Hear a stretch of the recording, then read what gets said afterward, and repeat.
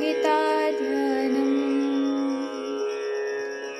ॐ पार्थाय प्रतिबोधितं भगवता नारायणेन स्वयं व्यासेन ग्रथितं पुराणमुनिना मध्ये महाभारतम् अद्वैतामृतवर्षिणीं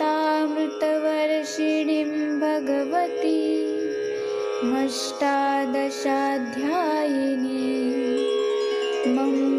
त्वामनुसन्दधामि भगवद्गीते भवद्वेषिणीं।